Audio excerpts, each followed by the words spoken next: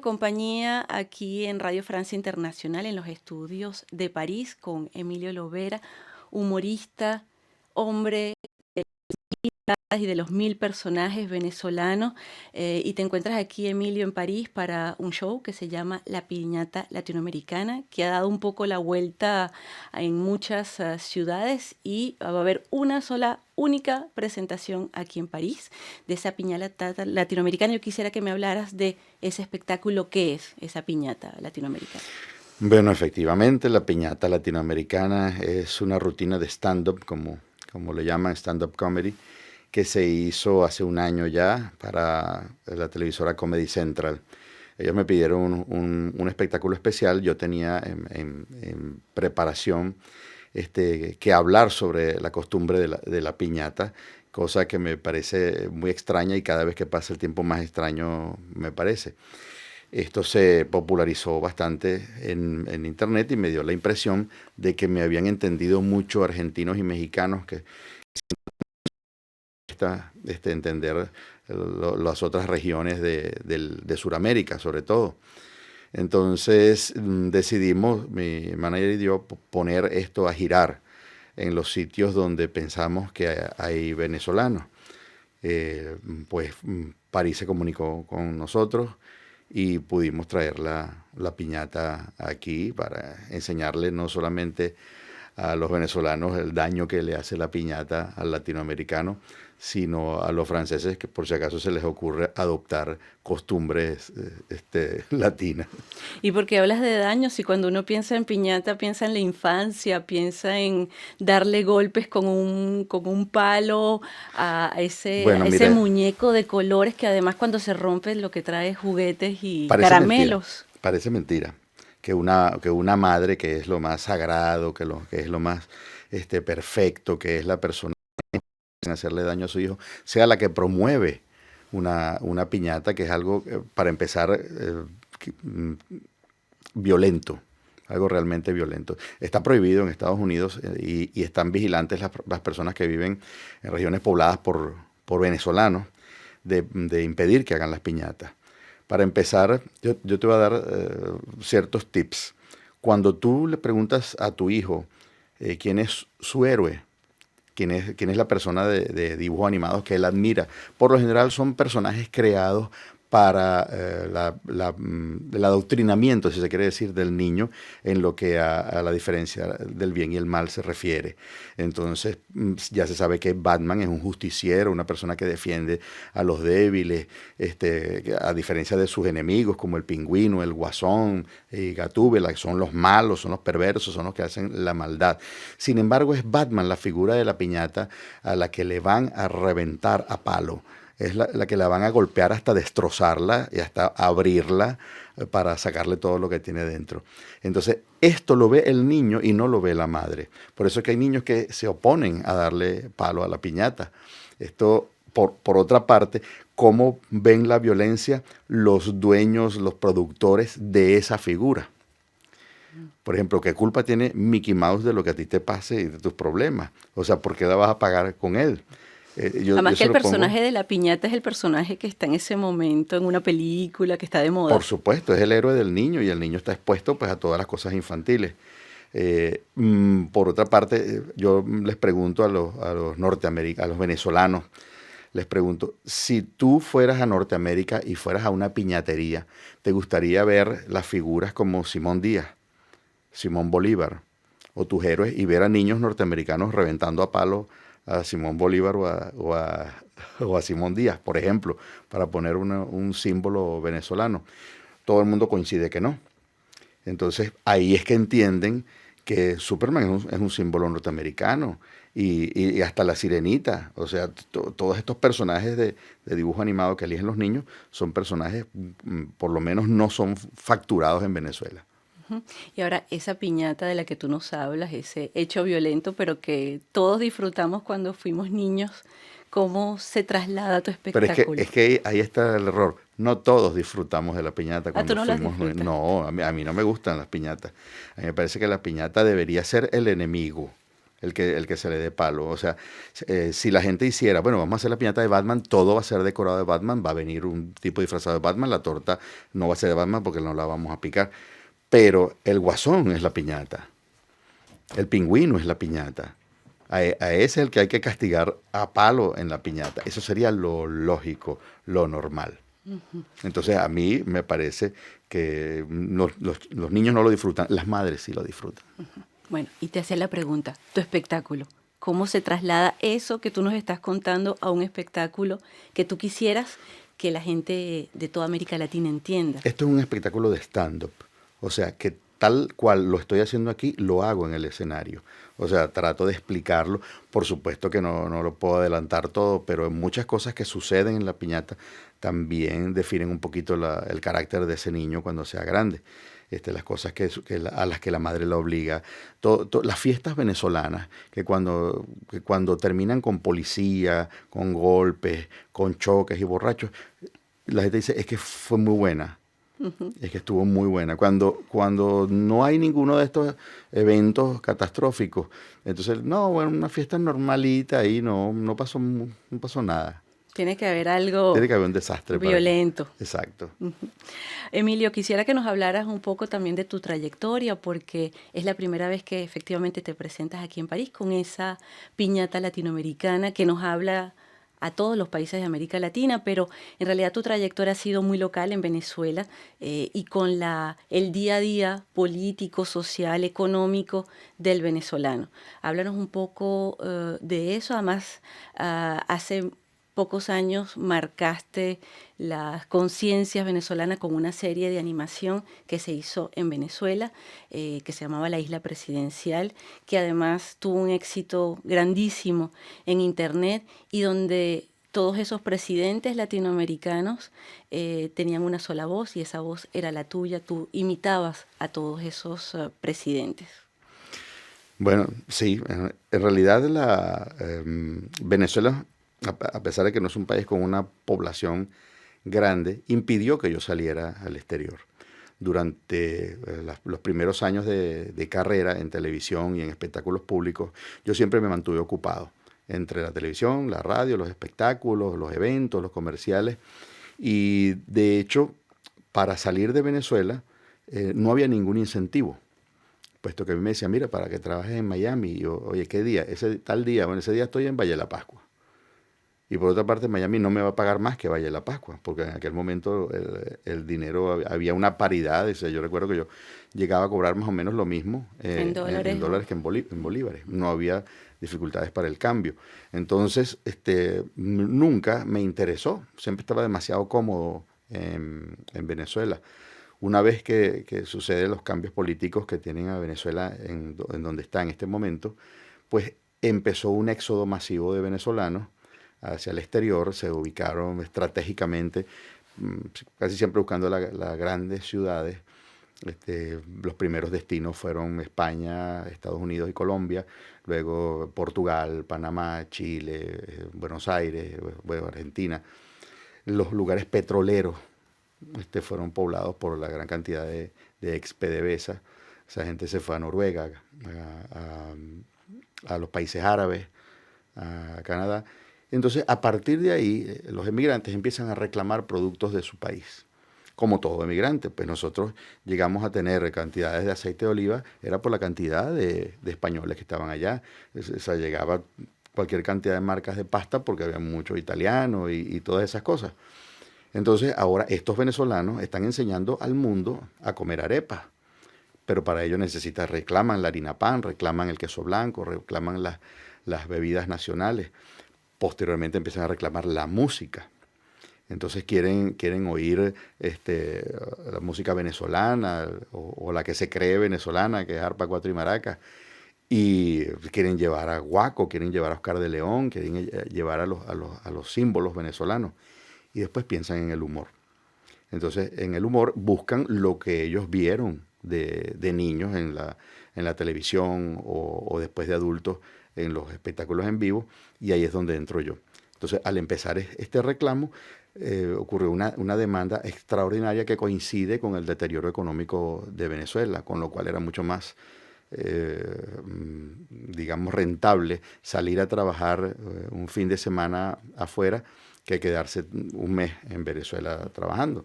Bueno, esta es una comparación exagerada, pero sí, sí pasa algo parecido. Entonces ahí es donde entro yo a trabajar en no sé cuántas ciudades, 20 ciudades de España, trabajo en Noruega, en Holanda, en Portugal, en Canadá, o sea, son 22, 23, 25 países, algo así, que hemos recorrido varias veces, digamos, atendiendo el reclamo de los venezolanos para oír humor de ellos. Ujú. Y pero, por ejemplo, esa isla presidencial, además, aquí en Radio Francia Internacional tenemos una redacción compuesta de latinoamericanos y españoles. Todo el mundo la vio, todo el mundo se sintió identificado con esos presidentes. Finalmente todo el mundo tenía un presidente metido en esa isla y fue un éxito latinoamericano. Sí, definitivamente. Esto fue creado por dos jóvenes venezolanos, Juan Andrés Rabel y Osvaldo Graciani, junto con un grupito de su organización, que era una organización para la creación de contenido audiovisual. Inicialmente para Sony Entertainment Television se hizo una serie animada que se llamó Nada que Ver. Esta serie fue suspendida abruptamente por un reclamo de un congresista chileno, el que sintió que se le había faltado respeto a la Bachelet durante su primera presidencia. De inmediato Sony suspendió la serie. Estos muchachos estaban en el cielo con esa serie, o sea, dijeron, nos están dando una oportunidad extraordinaria que no la tiene nadie, y ahora nos la suspenden por esto, o sea, nos pidieron algo irreverente y precisamente nos suspenden por la irreverencia. Entonces vamos a tratar de financiar nosotros mismos una serie donde el eje central sea algo parecido al sketch que motivó la suspensión, que se llamaba Coffee Time, y era Kofi Annan, que era una tacita de café, que le estaban moderando un top show con presidentes, pero esta vez eran de todas partes. Me llamaron a mí, como era un proyecto ya particular de estos chamos con su dinero, porque saben que yo no les iba a cobrar nada. Sí. Entonces yo lo acepté, yo hago todas las voces y no les cobré nada. Así hicimos la primera y segunda temporada. La primera creo que llegó a los 10 millones de vistas o de visualizaciones. Y entonces a la tercera temporada fue que se interesó una compañía de internet para comprarla. Se hizo la cuarta y ahora no sé qué pasó, que no han hecho la quinta. Yo intervengo en los guiones una vez estando listos, sobre todo por el lenguaje de cada país, porque ellos escriben muy en venezolano todo. Y sé que algunas cosas se me escapan, pero por lo menos trato de ponerle, de traducirlo pues al español de cada país. Y también cosas de sentido, con chistes y cosas que le ponemos. Pero cuando se habla además de presidente hay una duración, es decir, comenzó, por ejemplo, con Álvaro Uribe, sí, con Hugo Chávez, con que Bachelet, han que ahora tenido volvió, que cambiar. Entonces, con Lula. ¿cuál ha sido de todos esos presidentes el que más, uno que te ha gustado hacer y otro el que más dificultad te ha dado? Bueno, obviamente uno no es perfecto, uno tiene imitaciones que son buenas, otras medianas y otras que son malas. Pero a mí me enseñaron en la Radio Rochela a que cuando yo no podía hacer una imitación, al menos tratar de hacerla graciosa. Entonces esto sucedió con Evo Morales. Evo Morales no se parece a Evo Morales en la voz, más bien parece un niño peruano, que es lo que trato de hacer yo. Pero se convirtió en un personaje tan gracioso que nadie lo quiso cambiar y nadie objetó que fuera una imitación. Por otra parte, les gustó mucho el Rey, les gustó mucho Chávez, les gustó mucho Uribe, les gustó todas esas cosas, pero no les gustó Peña Nieto ni Santos. No le gustó ni al mismo Maduro, que lo dijo en cadena nacional. Sí, más que él decía que no se parecía, que era muy gordo y hasta dijo y que era muy bruto. Que era muy bruto. Sí, bueno, nosotros lo pusimos repitiendo las cosas que él dice. Sí. O sea, que ha habido bastantes. Es difícil exagerar. O sea, si tú dices, bueno, él iba a hacer la multiplicación de los penes, ¿cómo se exagera eso? Sí. O sea, no hay forma, el chiste ya está ahí. Y como esas ha habido unas cuantas. Bastante. Entonces llegó Alexandra Noguera, que hace mejor el Nicolás Maduro, y se lo dieron a él. Él tiene un problemita de dicción, entonces eso es lo único que falla, pero la imitación es mejor.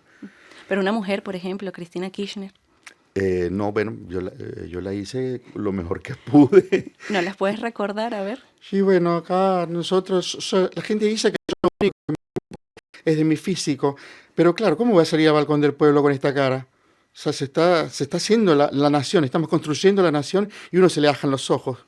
Tenía que hacer algo por eso y me fui unos 6 meses a París a reconstruirme.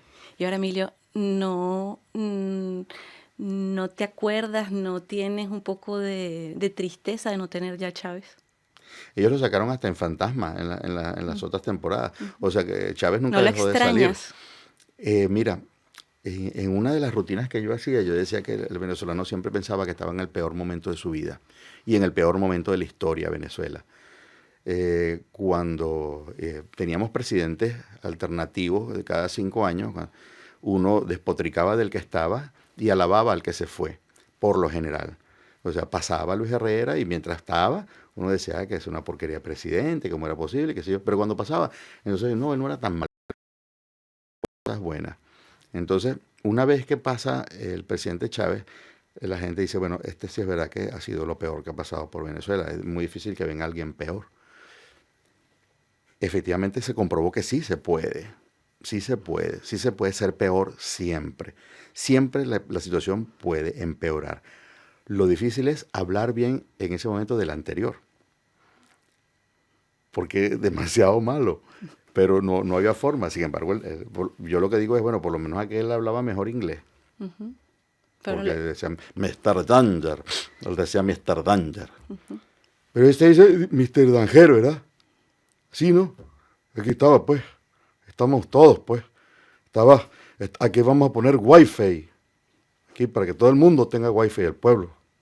Entonces, si alguien puede hablar peor que, que Chávez, es Maduro. ahora eso me hace pensar imitarlos a Chávez y a Maduro, que finalmente la situación política, el día a día venezolano, para ti debe ser una mina de oro, ¿no? Pues Para el humor. yo creo que siempre fue una mina de oro el día a día, siempre. De hecho, cuando yo empecé en televisión, el primer gobierno de Carlos Andrés Pérez, los veteranos, aunque no les guste la palabra, de la Radio Rochela, decían que no perdiera de vista a la gente, a la calle, a la actualidad, porque ahí estaban todos los chistes y nosotros siempre estuvimos vigentes, siempre fuimos muy demandados por el público para que le hiciéramos reír con esa actualidad. Entonces, Retratando eso esa. no cambió. Eso no cambió. Probablemente se necesite más ahora. Hay una mina de oro, pero nunca fue mi mejor momento en los últimos 17 años. O sea, los mejores tiempos que yo viví como artista, como creador, fue probablemente en los años a principios de los 90. Ujú.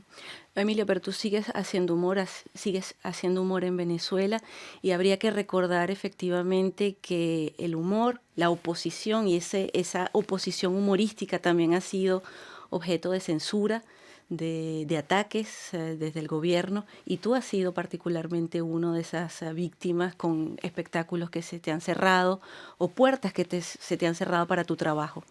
Sí, bueno, nosotros siempre tratamos de ser de oposición, o sea, esté quien esté.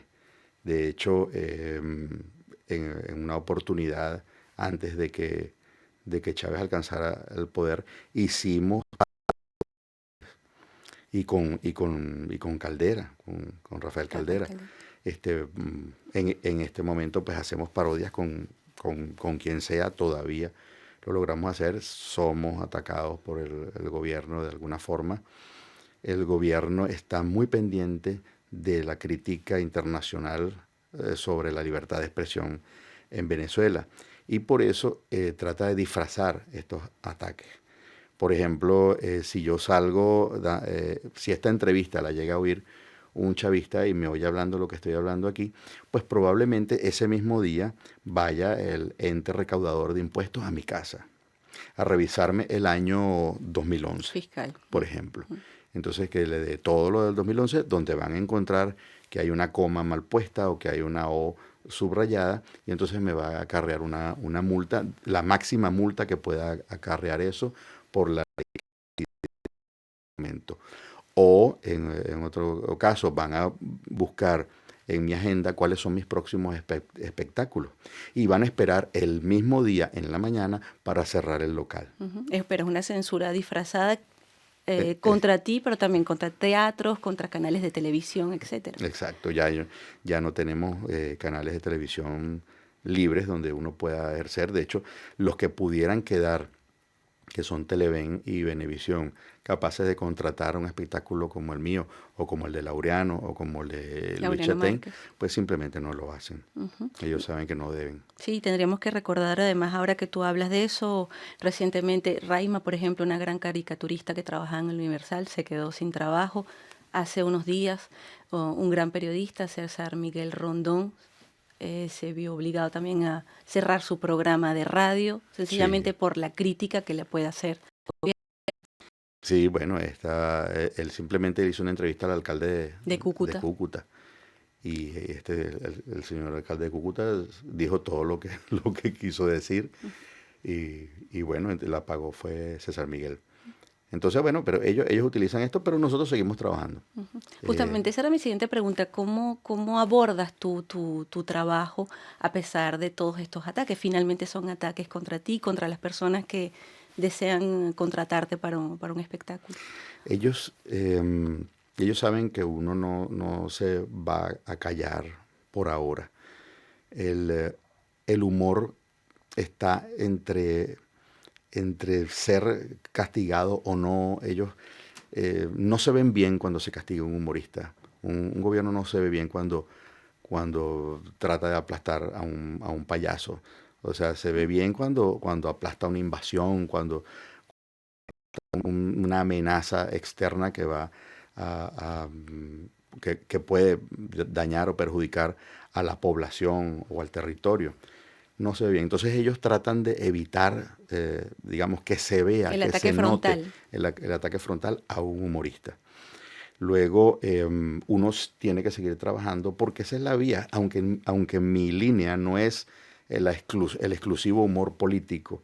Yo siempre hice todo tipo de humor y la base de mi carrera son los personajes y no los personajes políticos. Pero no evito este, la realidad, no me divorcio de lo que está pasando en Venezuela todos los días. Y si puedo arrancarle una sonrisa al público con su día a día, con su cotidianidad, con la escasez, con el desabastecimiento, pues lo voy a hacer. Ujú.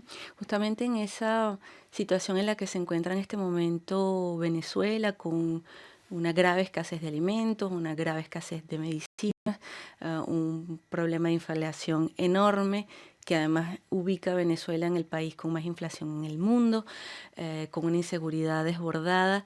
¿Qué plaza tiene el humor?